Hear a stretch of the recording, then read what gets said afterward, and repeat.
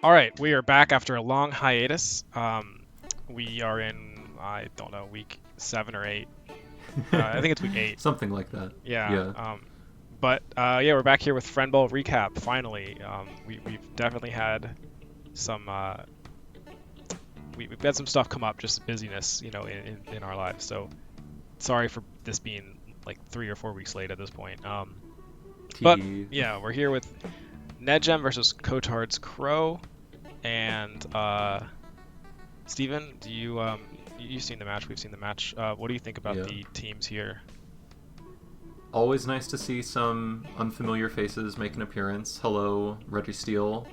Kind of glaring lack of Enamorus on Ned's side. I feel like if you know you're going to be playing into Trick Room, it's one thing, but also, like, it is a decent Valiant counter.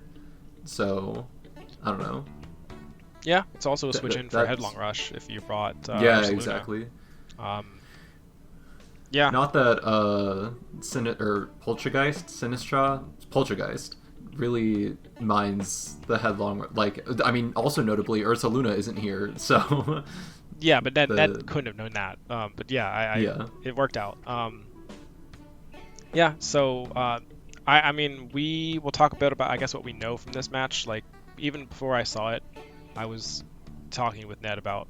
I think all of Timer Ball was aware of what Ned was going to do, because we've had a good time watching Cotard, get better at his positioning over the course of 2 seasons. He really likes this hard trick room mode, but we have wanted him for so long to be sort of on the gas pedal when he actually sets trick room up.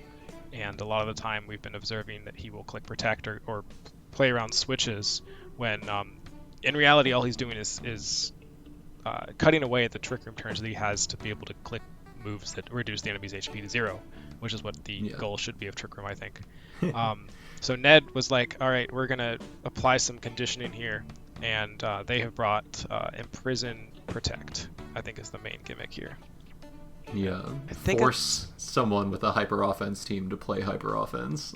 yeah, I think it's just on Skeledirge. It could be on, I want to say that's Sinistra gets in prison, but maybe not. Probably ghosts are kind of weird. I feel like that's a pretty common move on him. So they might have had it on 2 Pokemon here, but at least Skeledirge. Yeah, and then we didn't really know what Cotard was bringing in, but on team preview, this does not look very Trick Roomy to me. It's not like, I think the lack of Ursaluna is kind of something that says not as Trick Room emphasized, and having Crobat in its stead definitely leans into that a bit. I feel like this could be a decent mixed mode where you have, Crobat to set Tailwind and then Mimikyu, or Crest to set Trick Room for yourself, because it's not like Aggron or Malamar will complain about having it. What's Malamar's speed tier, like 60 or something? It's like 60 something. Okay. It's not fast. Yeah, it's pretty bad in and out of Trick Room for speed tier. Yeah, I found it interesting thinking about Mimikyu and Cresselia as Trick Room setters, where they're both like good because they are hard to take down, but they are not actually that good in Trick Room. I mean, Cresselia is because they can heal and they're bulky, but as far as like the speed order, I found it interesting. Yeah, They're both like 90 I or mean, something like that. Mimikyu's like base 80 or 90, which is not ideal for Trick Room. I feel like it doesn't super matter because Disguise buys you a turn of setup regardless, so either you soak a hit and, like, I like Mimikyu less as a Trick Room setter. Like, sure, it's reliable because you can live the first hit, but you become susceptible to double targeting, obviously. But, yeah, I think Mimikyu, like, a mode that we have not really seen Cotard lean into this season is, just clicking Swords Dance on it and then going to town with powerful moves like Play Rough or Woodhammer. So I actually think maybe it was after this point in the season. I forget when, but it did click Sword Stance at least once. oh, it did? Okay. Yeah, I could be misremembering. I don't know if it clicks Shadow Sneak, which is I feel like the staple set is the Sword Stance Shadow Sneak sweep. Yeah. But it did. I think it did click it. Anyway, yeah, we will probably just get into the match here, and it's Friend Ball, so keep that in mind. Oh, I'm gonna switch perspectives. Welcome back to Brazil. Yeah, of I'm course. gonna switch perspectives because Ned and I All discussed for the these lead. nicknames. Brazil sends its regards is, Cotard's instantly being thrown back into the jungle. Bringing back the tea discourse as well. So- Iconic. True, that was the discourse of the day. Gravity gets set up on the whole field, but by cotard, and then immediately goes for hypnosis, which is The not. classic gravity. I honestly forgot Crobat got hypnosis. Yeah, me too. And I'm pretty sure it's 100% accurate right now, right? In gravity. Something like that. If not, it's like above 90 because it's like a 5/3 boost or something. Yeah. So Ned's got a bunch of sleep to burn through here. Skeleturge gets a pretty early wake up. I don't know if that was 1 or 2 turns, but Torch Song just doing an insane amount, but Aggron takes that like a champ, I guess, nonetheless. Yeah, I almost wonder if you'd rather not Mega Aggron so you don't have the weakness, because Filter does not reduce it as much as just a normal type resist would. I'm not sure. Does Aggron get a good special defense boost with... No, it's like 20. It gets an Omega boost to its physical defense. Okay, I'm so happy that we're finally seeing some Lunar Blessing. I feel like Cresselia has not Yes. clicked this move yet, and it's pretty new. Like this might be the second season Cresselia has this available, if not the first.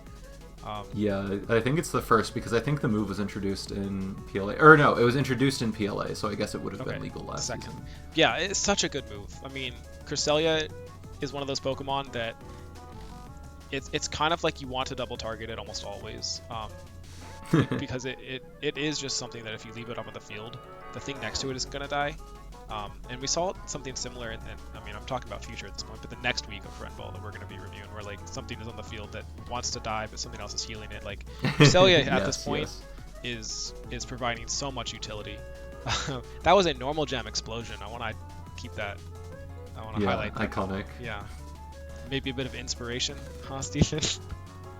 I was thinking about that set before, and I think I did run it one week. I just did not get to click Explosion. Yeah, it was into me. You ran it on Genesect. I meant before this match happened. Oh, okay, TD. okay. It's fine. Okay. Obviously, we have to give this Malamar a special attack boost while Crobat starts to set up the hypnoses again. Give it another, why don't you? Yeah, the Malamar has actually done a lot of work. We didn't talk about it earlier when it was out, but yeah, I think it maybe just got some knockoff. Actually, I forget. No, it hasn't yet set up. This is the first time it set it up. Never mind. Yeah, first time with a superpower anyway. But welcome back to Gravityville, and yes, there's the Sinistron prison okay, it we does talked get about a earlier. Yeah. So Snarl here is good. I don't know if Cresselia. I mean, it does get Psychic, but its main purpose is to get the gravity back up and just keep healing. So I don't know if Snarl was the play at that point. Maybe Persian just didn't have anything else to hit it with. Probably not. Yeah. But the sleeps are going to start again. This would be like the wildest soul read to bring like a Lumberry or something, but it is rough because like Hypnosis isn't Sleep Powder or Spore. Like you have no immunities unless you brought something like a Lumberry or Misty's Terrain. Yeah. I guess something that is interesting to note is Lunar Blessing is life dew, but it heals your status conditions, so that Matcha Gotcha burn getting healed off Crobat makes, that move actually the secondary effect, which is, Was Crobat running normally not super Brave Bird? useful. We probably can assume it was. Probably, I assume. That's like its only good offensive move. Yeah.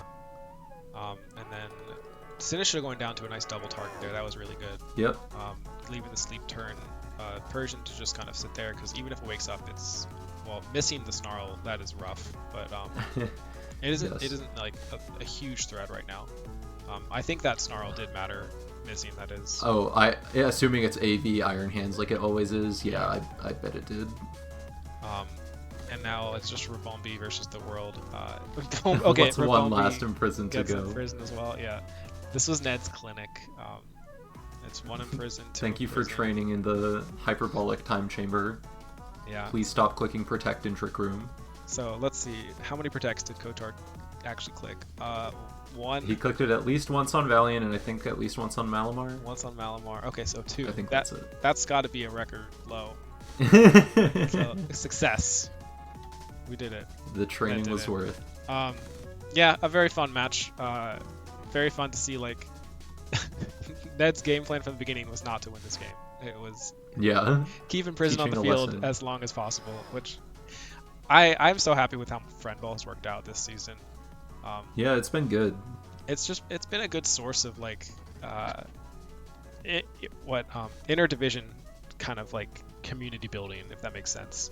Like obviously we're Yeah, all and talking helps to keep the Discord. team fresh a bit too, I think, where it's like, especially in timer ball, which I feel like is a little sweaty, Yeah. like being able, I remember earlier seasons where it was just like, oh yeah, I'm playing against one of my friends, I'm going to bring this incredibly unorthodox strat that they won't see coming, and now it's like, do I really want to risk my KD for the ability to click a move that makes them open Smoggin in another tab? It's like it's not even like risking the win record. It's literally risking the KD. Like people lost playoff spots this season in timer ball due to KD. Um, Yeah. and yeah, it's nice to have a week where you can bring this kind of stuff, and it's provided a lot of really fun matches. So I'm very happy with how it's gone. But I yeah, agree. I'm good looking play forward to to more of it. cotard. Brought a game plan, executed it well. I felt like his positioning was pretty good. I know we didn't talk about it super hard during the match, but Especially since Trick Room didn't go up, but didn't ever I go mean, up. same Right. concept with Tailwind, right? Like, you don't want to burn your speed control turns in any sense. Although, once it got to the point where it's like, okay, well, Crobat's the fastest anyway, your incentives to click protect dwindle dramatically. Do you know what I realized? This is not exactly to do with this match. Slow Tailwind users get one fewer turn out of Tailwind than fast Tailwind users. In that they enable their teammates to move in that turn that they set it, or Yeah. So if you're a fast Tailwind Yeah. setter or prankster, you're getting that like the full turn that you set it up counts, and if you're slow, that still counts, but it just goes after everybody else, and so the dynamic speed order didn't change anything. Yeah. So just a fun, interesting, completely unrelated note that I thought about this week. Next episode of TDD Tips. TDD tips, yeah. So I mean, I know this is basically after the regular season's over, but what is next week? Juice versus somebody. Derpy? Derpy, yes. Yeah, okay. We'll be back next week with Juice versus Derpy. Woo! Yeah, see you then. Catch you all later.